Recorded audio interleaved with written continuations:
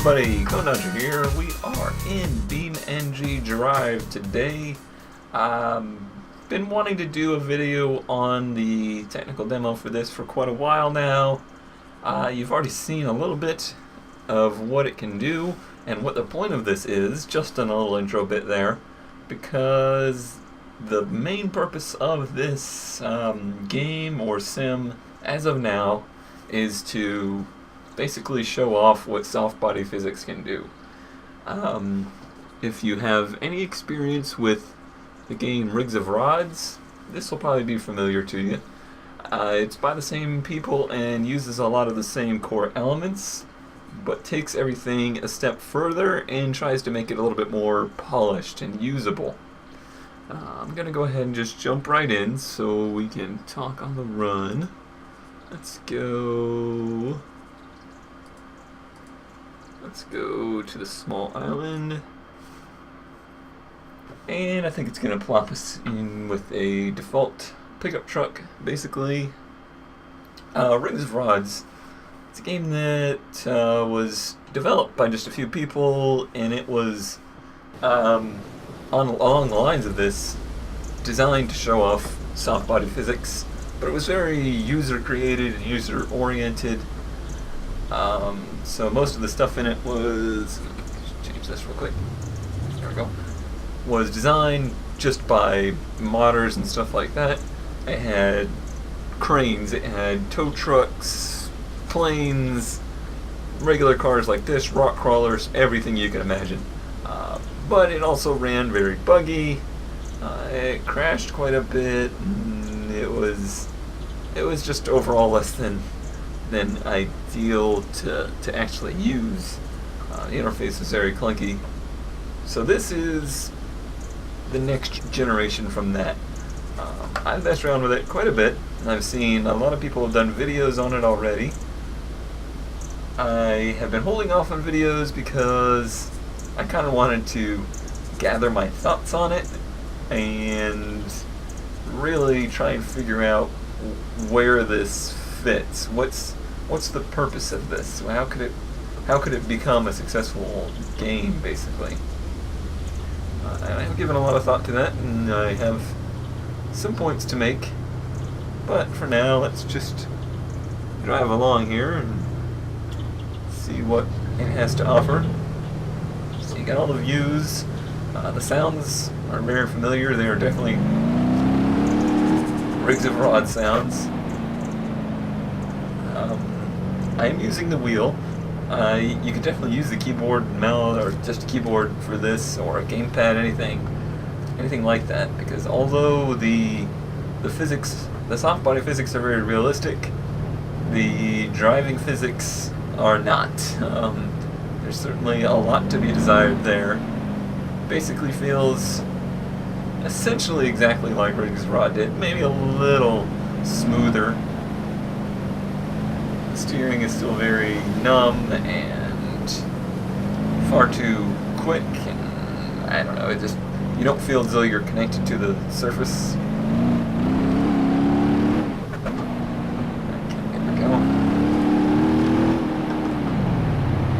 I don't know how the shifter's working, but I do have it set up on the H pad. Shifter almost hit a tree.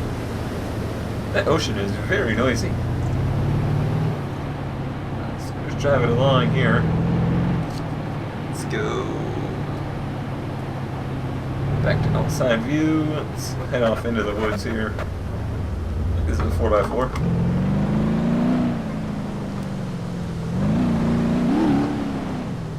So you can see the body is definitely flexing around. It's got lots of movement, as you would expect it to. Maybe a little bouncy. The graphics of the body look very good. Much better than Rigs of Rod ever did. Sorry, Rigs of Rods. So you can see what I mean with the driving physics. It's just very disconnected, and you don't feel as though you're part of the world. Tire physics could be an issue or something like that. And I don't know that they've really even put any or much time into that. They've been working mostly on this body dynamics, which I know you've already seen a little bit of it in the little opening segment there. But let's start smashing some stuff up so we can really take a look at it.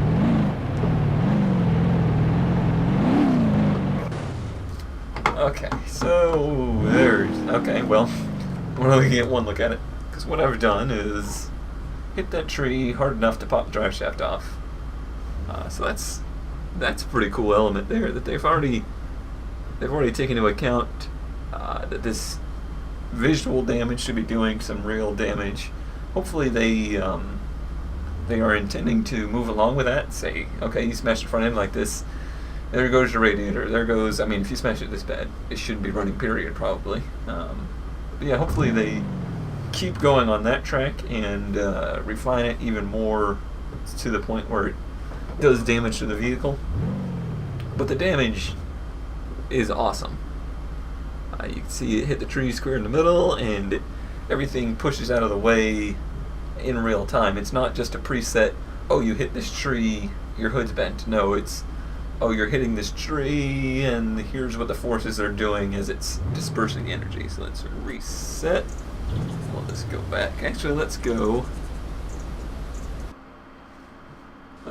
off into the test world. Okay, so here we are in basically a Caprice, a town car, police car, something like that, V8 rear-wheel drive.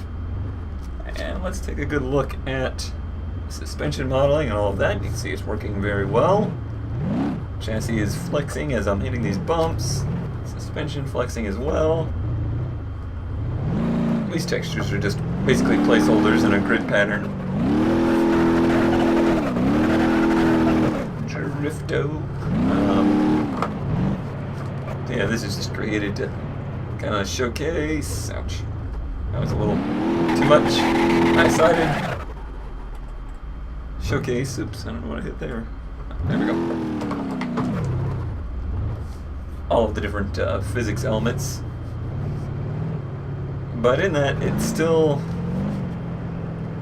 shows me that the main problem of Rings of Ra is still very much so alive and well, and that is how the car's physics are modeled.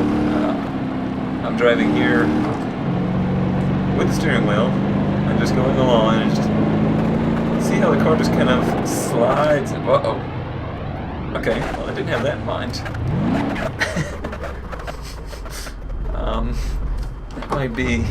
That might be a little damaged.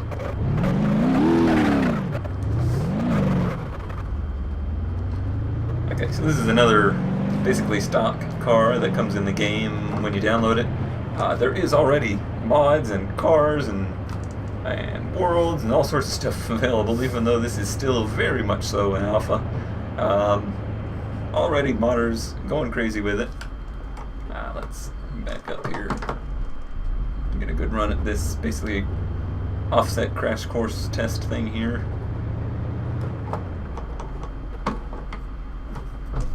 Let's go. This thing is very hard to control, though. Very hard to control. Ouch. Ow, ow, ow, ow, ow. Still drivable. Still drive shaft in this when I pop off. That's the advantage. Slightly harder to drive now. Let's go for another whack at it.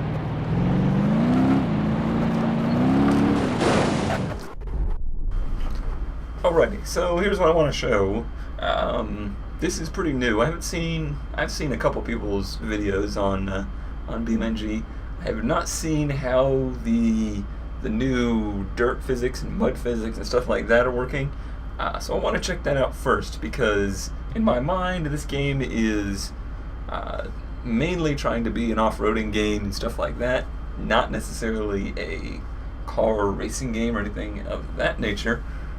So I don't want to just judge it by its, car on asphalt physics. I want to see how its low-speed dirt physics are working. So what we're in now is the rear-wheel drive pickup, the sport version. I'm going to drive off into the sand, and let's see how it handles that. I'm going to just take it pretty slow. First gear, and you can see it sinks in. So that's new. Rings of Rod didn't really do that. And it modeled a little bit, but not like this. You can see the front wheels are not spinning. It's stuck in the sand. If we drop the clutch, it'll spin the tires and it'll float up a little bit. Not really digging in, but on the sand, you know, it will kind of float up. Okay, so that's pretty well stuck. Oops. Reset it. I think we can get out. So this is part of the element that made Rigs of Rod so cool, is that you could set up your own scenarios. There was multiplayer. You could set up scenarios where, you know, you'd have tow truck drivers and off-roaders, and you would help each other out and stuff like that. That was a neat element, but none of this stuff was really defined. You know, it wasn't like, oh well, here's Rigs of Rods, go with your buddies and go off-roading. No, it was just kind of like, here's Rigs of Rods, go figure it out for yourself. So what I'm hoping is they're gonna perfect stuff like this and actually market it towards that, and maybe not leave it so open world-ish. So open world's cool. It's very current. It's very neat in the fact that, you know, people are being creative and stuff like that. This must be deep mud.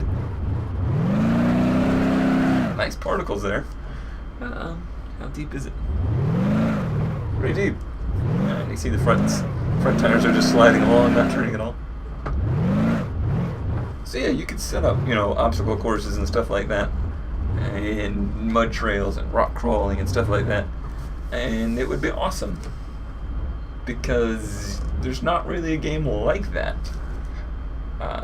But that's up to the developers to what they choose to, or what direction they choose to go.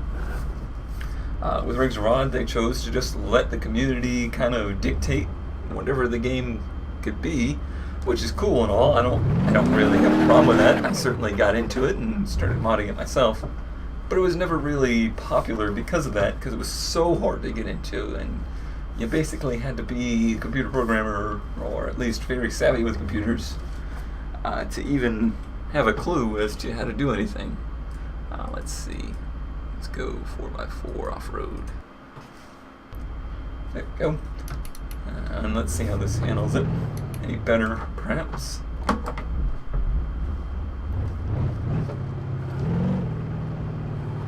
Much better. It's still digging in, but now it's able to pull itself through. I don't know that that's... Oops, I seem to have damaged a tire there. I don't know that that's any better feeling than spin tires, though. I think spin tires definitely has their interaction with the ground physics a little better. The way their mud is deep in some spots, and there's hard spots and ruts and stuff to go through.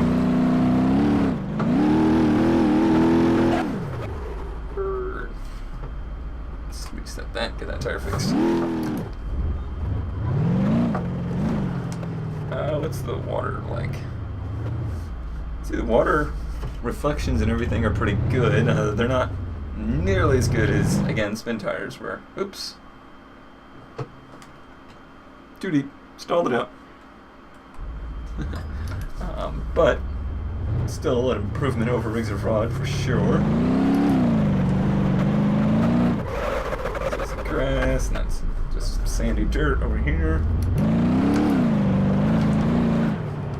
I have to say the physics on dirt are far superior to their asphalt physics. The asphalt physics are still very weird. It still gets very twitchy and hard to drive at speed, and you see how it gets very strange at speeds, especially in the cars like be. Whoa! Ah, roll bar saved us. Alrighty, so let's test some road physics. We're going to do a little road rally section here. There's a pretty long, windy section. We are in the, what was it called? The Moonhawk V8 Sport. There's some nice little twists and bends in this. Let's see if we can make it to the end in one piece. Off we go.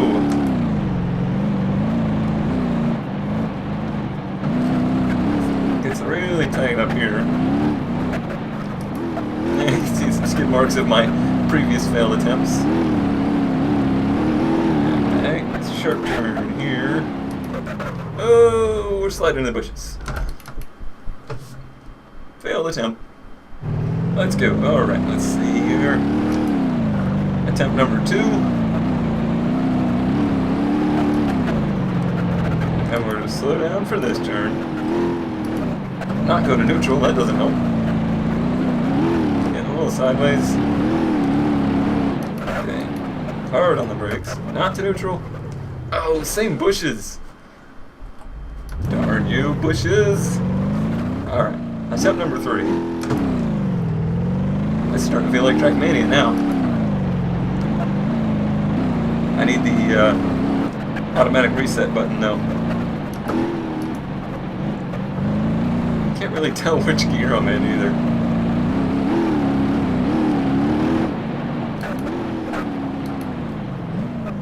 Okay, that must be first here. Drifting.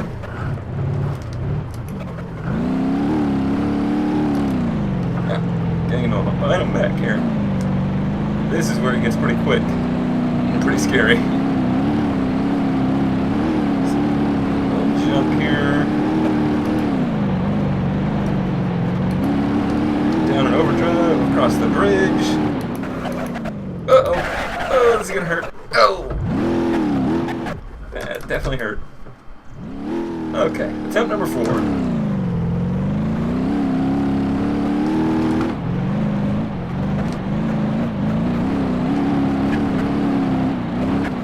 Little bit of lift here.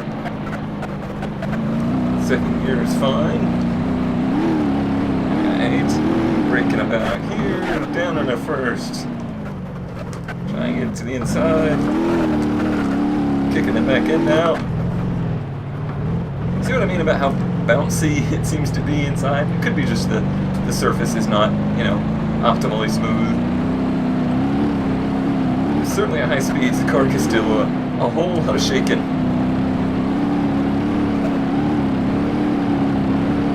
Across the bridge. Alright, you start working at the bridge. Down into first. Alright, much better this time. It's pretty tense through here. And there's the line. You can crash at the end, doesn't matter. But actually not shoot the drive shaft out of it. Wow, that's amazing. I think it might have some other issues. Yeah, I think it might be a little messed up. It's certainly very hard to see. So that's kind of what I mean. That's kind of what I mean about how fun a open world style game can be. Imagine, you know, you got this map open on a server. Get a couple friends on there. I know in Rings of Raj you could just set up checkpoints and make a racetrack out of anything.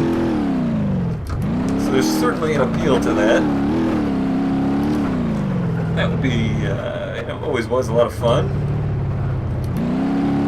Still not extremely marketable. You know, it's hard to sell people that, you know, are into their Need for Speeds and stuff like that are all easily laid out for you. It's hard to sell people like that on a game like this. But you might be able to sell somebody that's into, say, Minecraft. Ouch. Oh, you know what I did there? I shifted into reverse. I didn't know that would happen. Now I do. But yeah, as I was saying, you know, somebody that's really into Minecraft that also happens to like cars, or somebody that's